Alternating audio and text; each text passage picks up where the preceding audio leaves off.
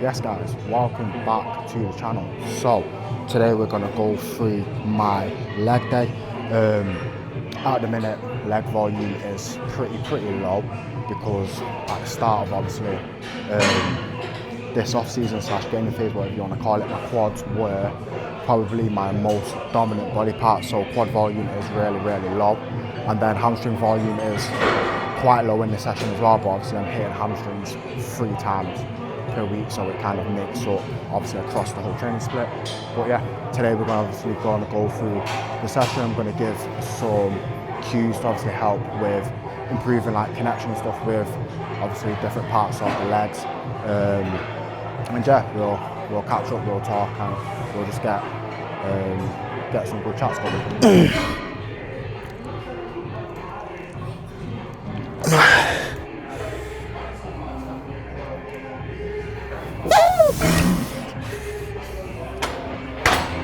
So yeah guys, 3 straight sets of hitting punches here.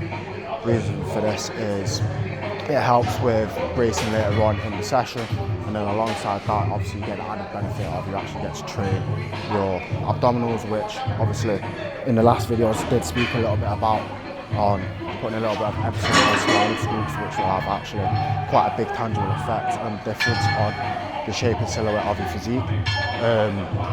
Obviously as well for myself, I am quite fortunate in the fact that I do have really symmetrical abs, and it is kind of a strong point of my physique, so anything I can do to obviously help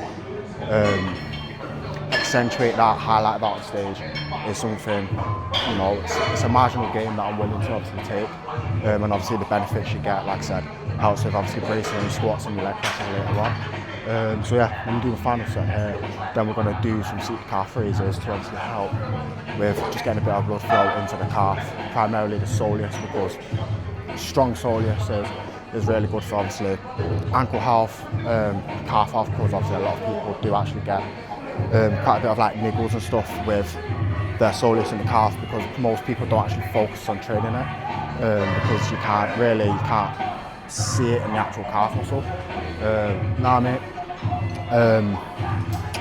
And then obviously with myself on like my leg presses and my squat partners, I do use a little bit of heel elevation, so I do put a little bit more strain and stress on my calf muscle, so again it also helps with, you know, a little bit of like injury mitigation there.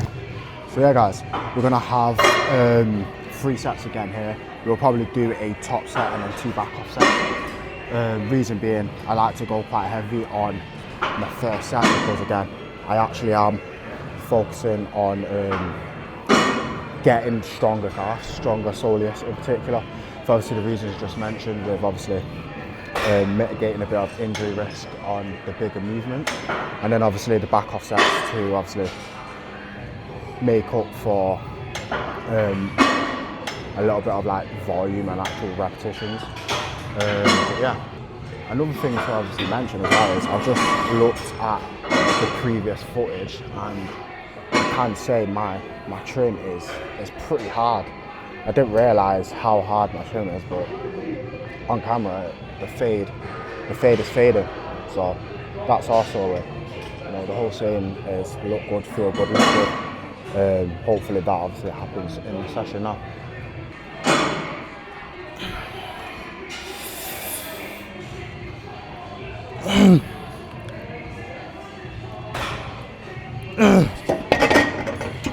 Oh.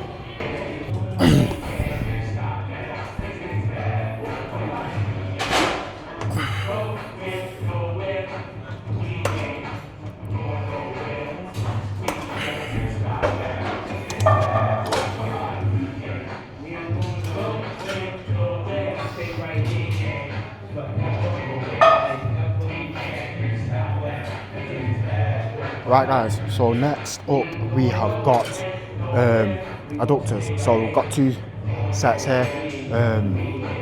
It is kind of like a top set back off, but obviously we're going to alternate throughout the resistance profiles here, which obviously the prime pieces allow us to do. First set is going to be on setting 1, so majority of like tension through like the mid portion of the movement. Then the second set will be setting 3, so obviously a bit more of a heavily lengthened bias. So something to obviously note throughout the session, what you'll notice is all my bigger movements are at the very end of the session.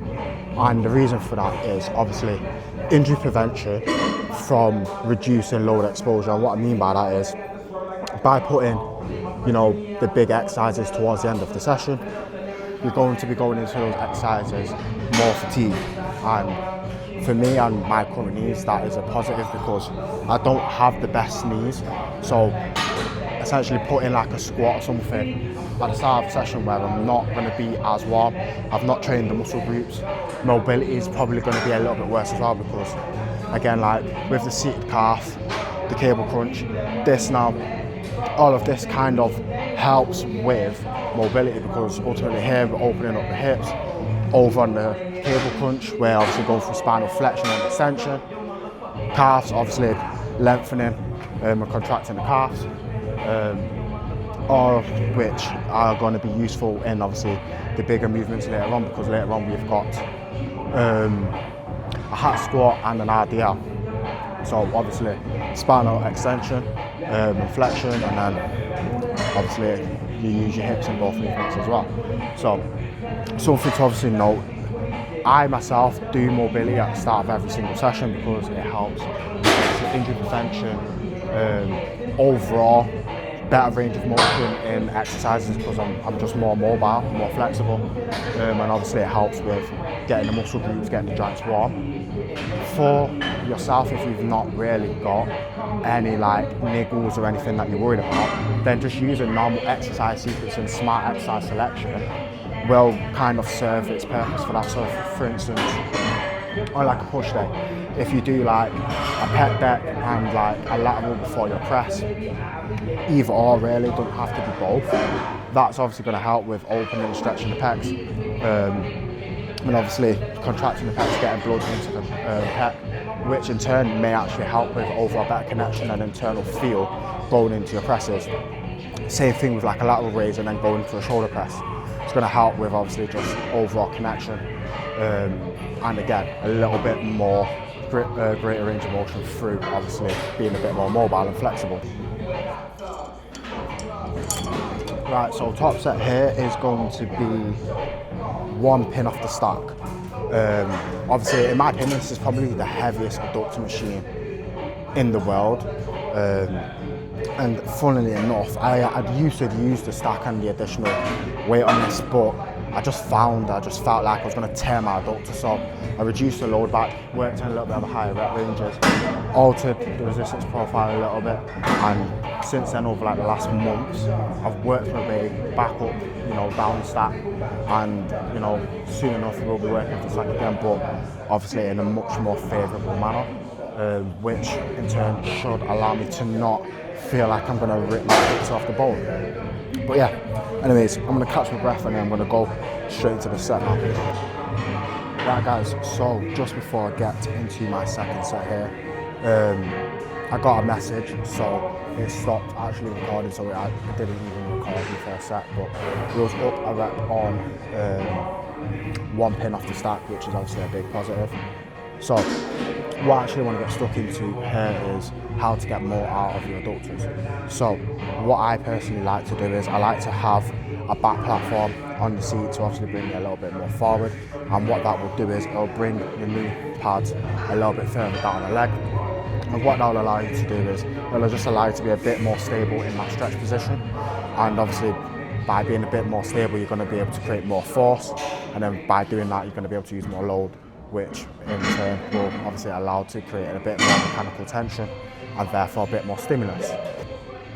Then also what I'm trying to do here and cue is try to keep my legs as straight as possible, and again that will allow you to just create a little bit more activation through your adductors because you're actually using almost like less inertia from your actual knee and, you know, more force from actually your adductors. And I like to do this by pushing my feet actively against these foot pads here, which again will create a bit more stability throughout the whole movement, which in turn will obviously benefit with force output and being able to use a bit more load here as well. And then finally, when I'm actually coming into the stretch position, that's when I like to take my brace. And a lot of people don't actually brace on like externally stabilized movements like this, hamstring curls, but they're leaving a lot of stability on the table. And you know, this is the third time mentioning it now, but stability is everything when it comes to training. The more stable you can be, the more force you're able to produce, and then in turn, obviously, use more load, get more tension, build more muscle, really.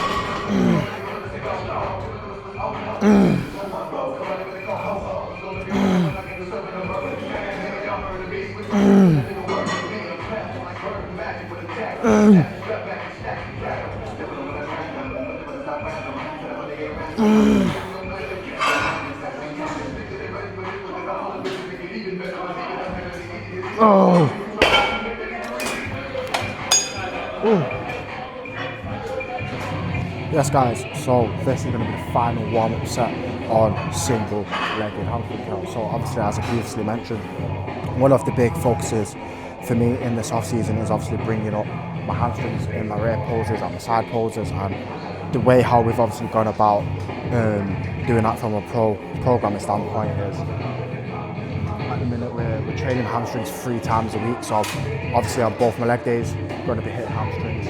Then on one of my pull days, I'm going to start that session with 3 sets of a line hamstring curl. Obviously by doing this, we've got the frequency there and the volume is overall a little bit higher, which is the reason why quad volume in the session is a bit lower as well, because obviously bigger muscle groups take a bit more of a recovery demand, and at the minute we're trying to bring a more balanced package to the stage. We want to allocate that recovery demand elsewhere. So at the minute, quad volume is the volume that obviously comes down to obviously facilitate the remainder of the body parts.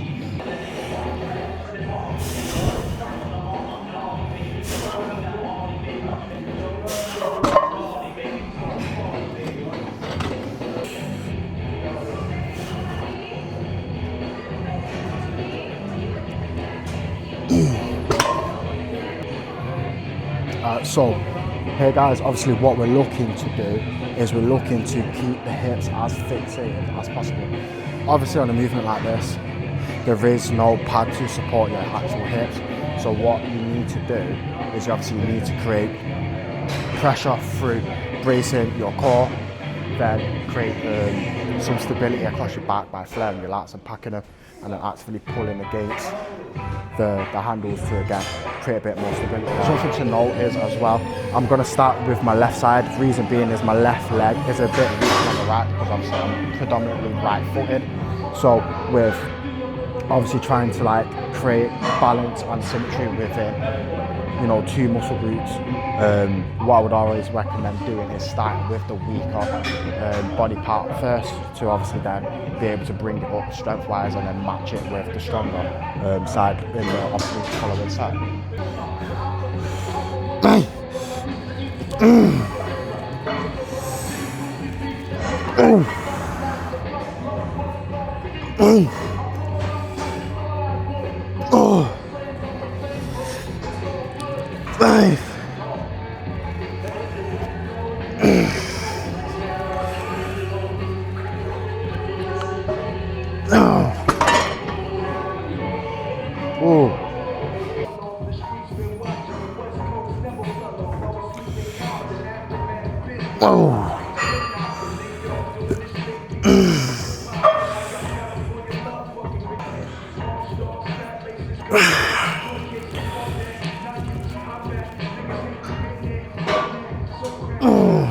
So something I want to actually talk about is obviously over this past off season, this has been the highest my volume and frequency has been in my entire bodybuilding career, and it's probably been the highest it's been since I actually first started training in the gym when you know, you just go crazy, do like 20 sets of chest and stuff.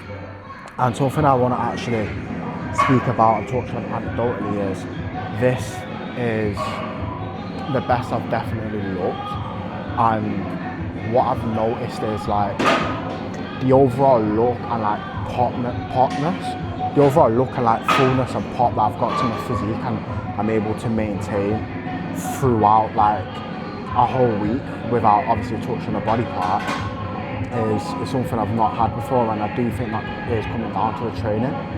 And don't get me wrong, a lot of people obviously say, you know, less is more, whatever, but what I've found is that if you're able to do more, you will benefit.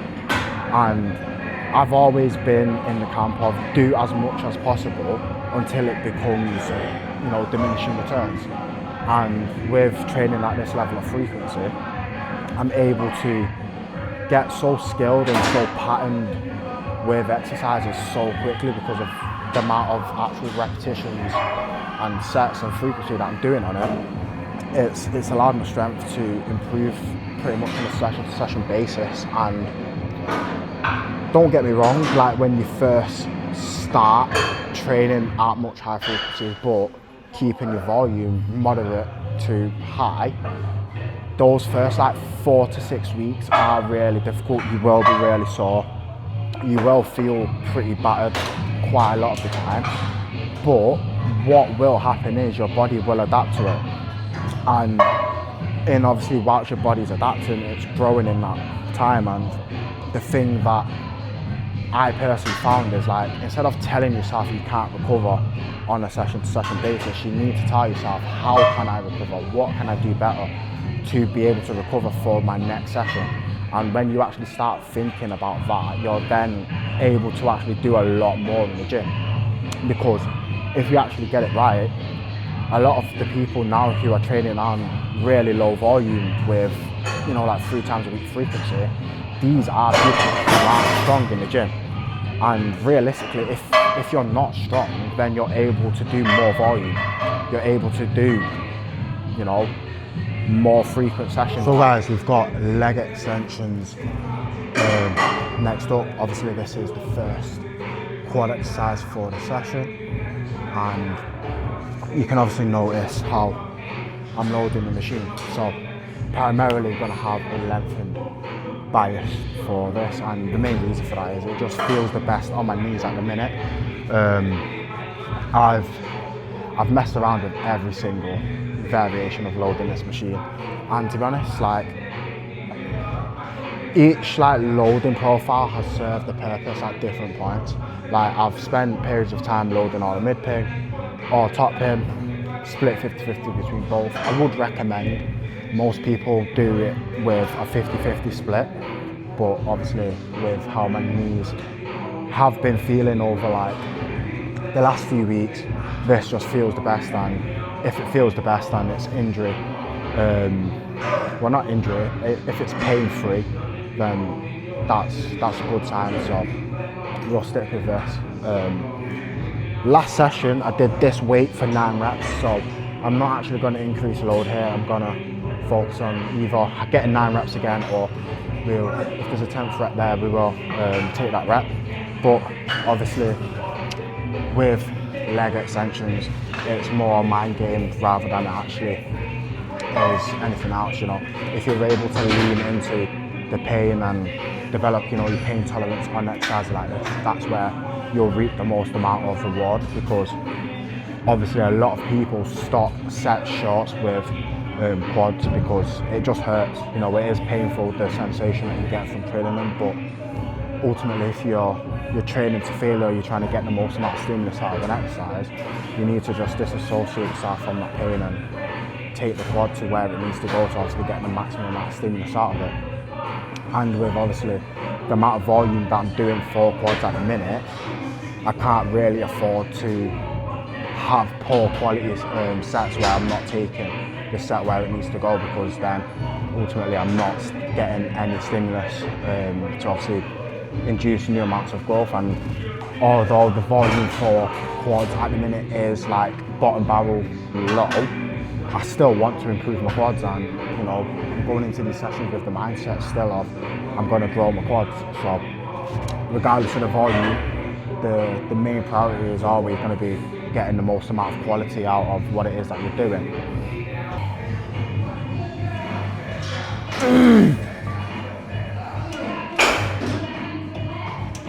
Boom.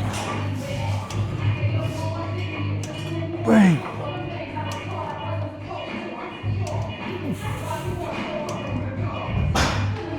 Move.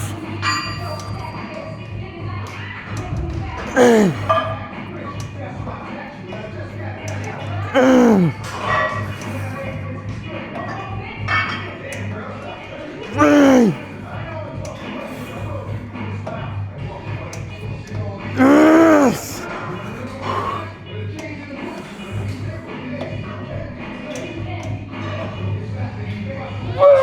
Oh.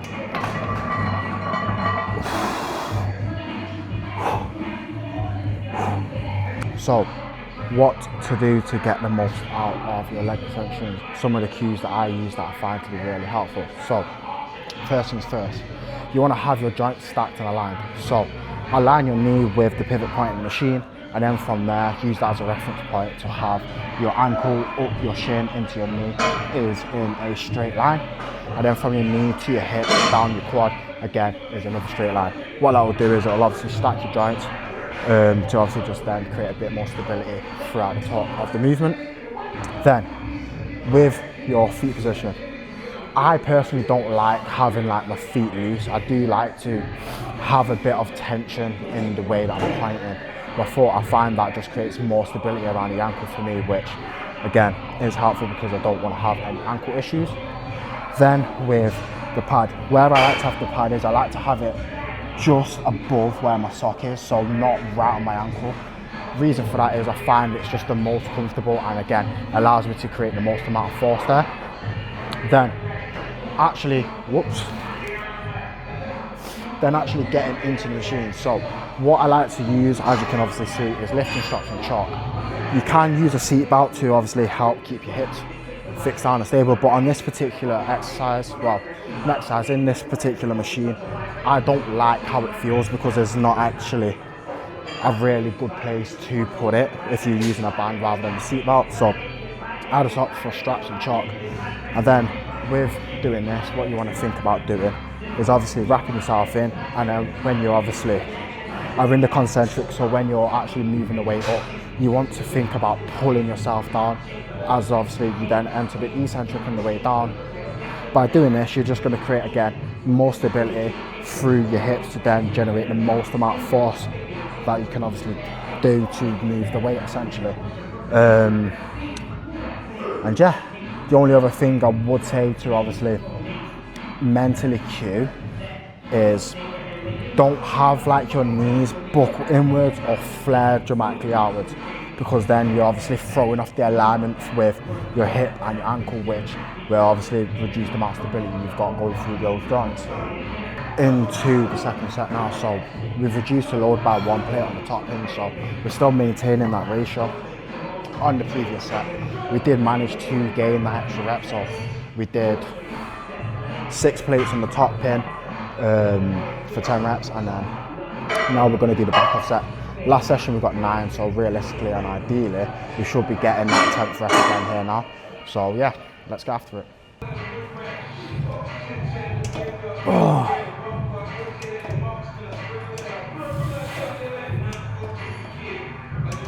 Wait.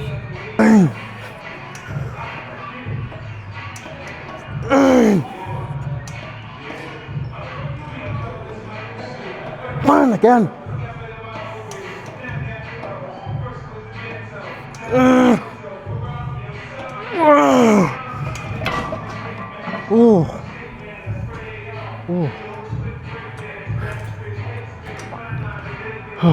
Up 2 reps, we'll have that. Productive set. First warm-up set here, so we're probably going to do 2 to 3 warm-ups here. You can obviously see that I've got 3 plates loaded aside on the first set. Reason for this is we've done, majority of exercises now, and like I said in the last video, once you get deeper into the session, there's no reason to faff around like 1 plate, 2 plate, 3 plate, 4. Just go in, you know, with obviously a weight that you know you're capable of moving, move it for 3-4 reps. Next warm up 2 reps, warm up after that 1, and then go straight into your working set. This is how I like to approach the bigger compound movements, because it preserves a good amount of energy, but you also are acclimatizing to obviously having that load either in your hands or on your back, as we obviously have got here.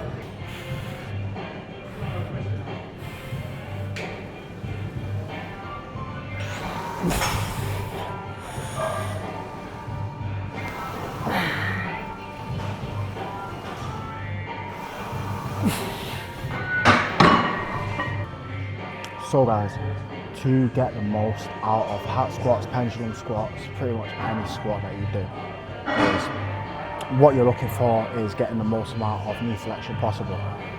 And what I mean by that is, what you're trying to do is you're trying to get your knee to travel as far over your toes as possible. For some people like myself, you're gonna have to use a little bit of heel elevation to obviously get there, but if not, even better. And a simple cue to kind of let you know that you've entered into like maximum amount of knee flexion is your calf and your hamstring will probably touch as you get there, as you can obviously see there, where my calf inserts and where my hamstring inserts is touching. So that is obviously that. And what I would also say is a pretty good cue to make sure that you are using and biasing your quad a bit more over like your not your hamstrings, over like your glutes and stuff, is when you actually initiate the rep. So unload the machine, you've got the machine on your back. Instead of just thinking going down and back up, think about pushing your knees forward. So on the way down, think about actively pushing your knees forward over your toes rather than just sinking down into the squat. For me, I find this has helped a significant amount with actually improving the development of my quads. Oh!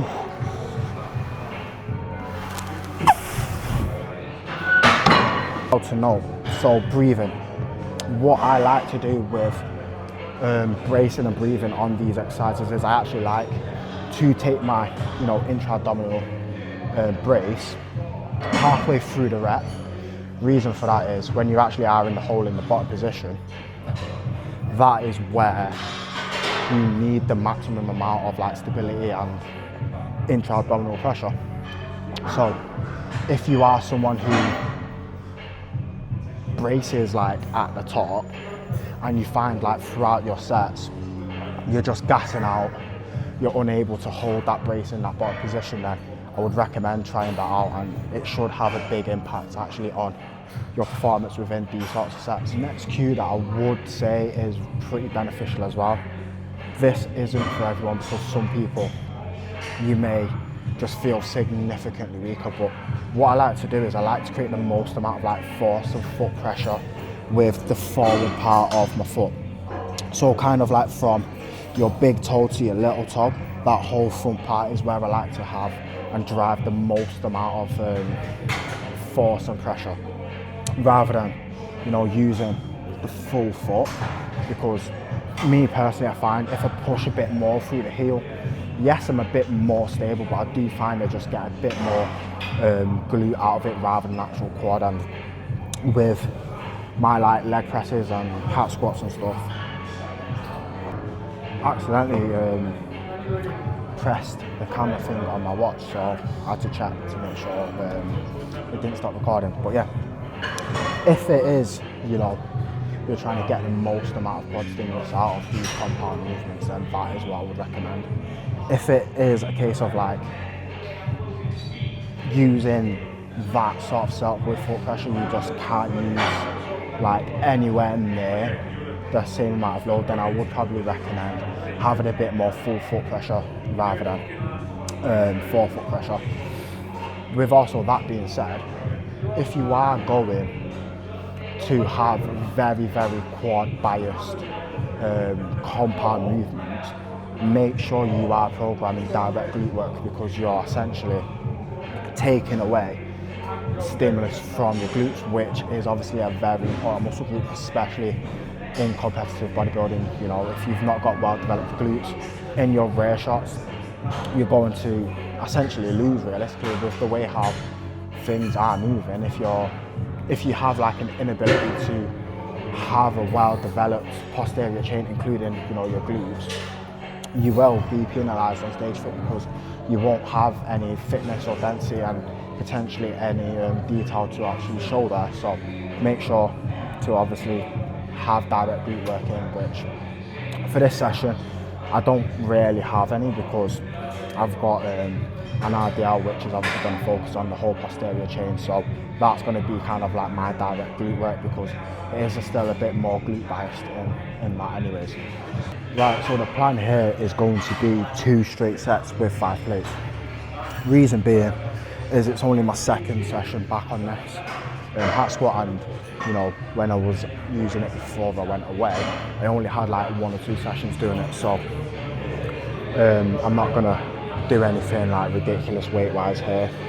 Aim is to just have 2 really productive high quality sets, and obviously with that being said, with how my knees are, this is the most like productive and safest approach to obviously do at the minute for like longevity purposes of obviously training.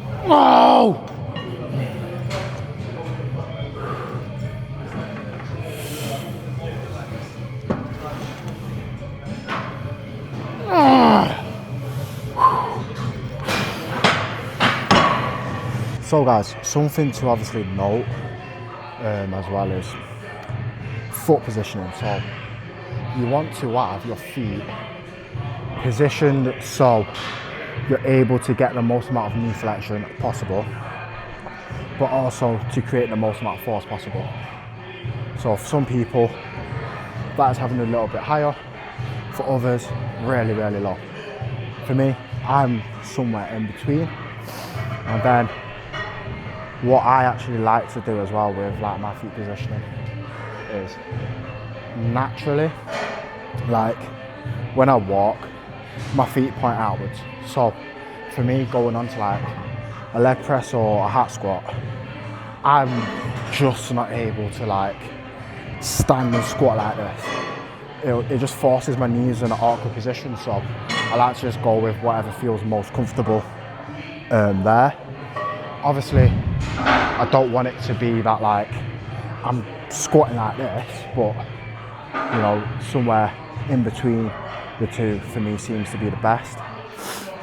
And then as well, on the way down, you obviously notice when I'm actually coming down in the video, my knees do come out a little bit rather than just like directly forward. Again, that's just because anatomically that is my natural squatting pattern. So if it's like a little bit different than someone else's, it's completely normal. At the end of the day, not everyone is built the exact same. Some machines will fit other people better than others, and yeah.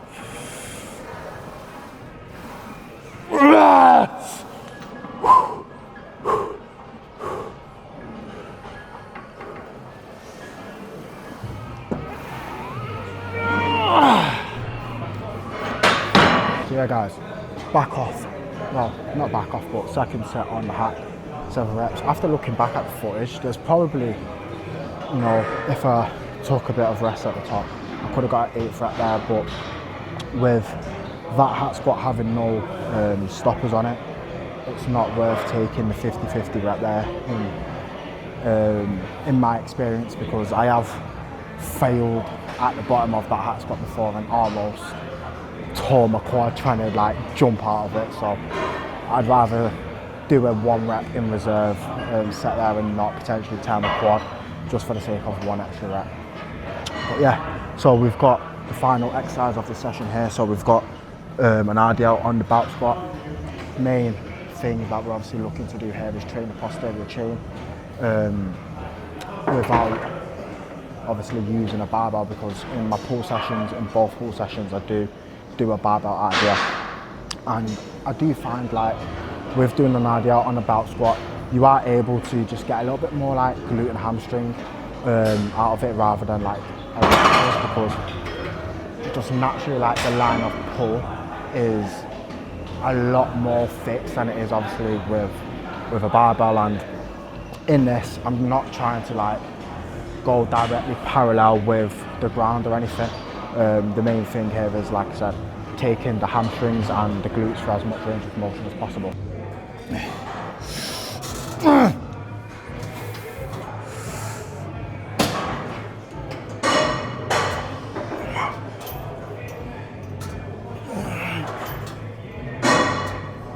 Whoa! Whoa!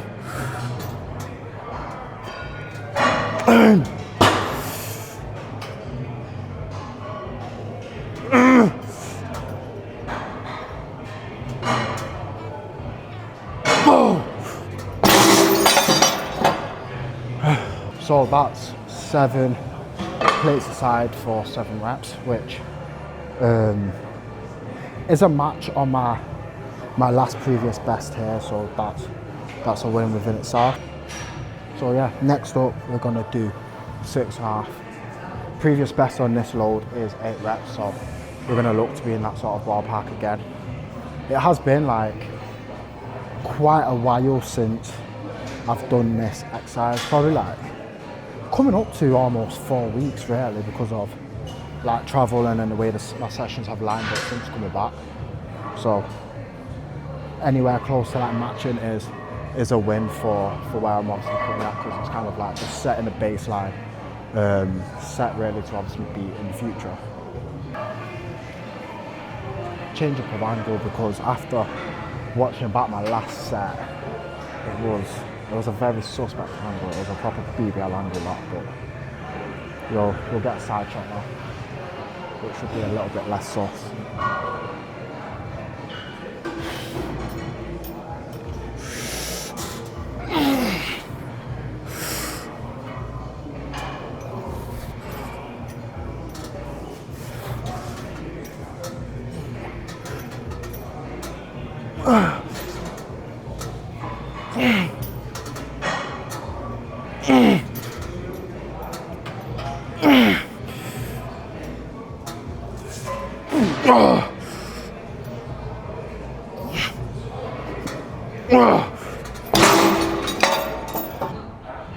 So yeah guys, that is going to be a wrap on this leg session.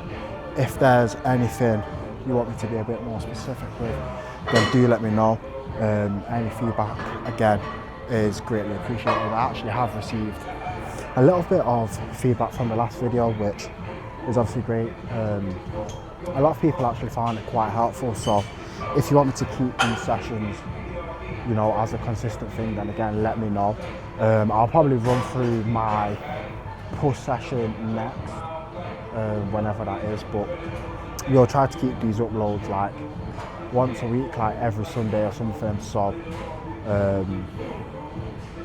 yeah.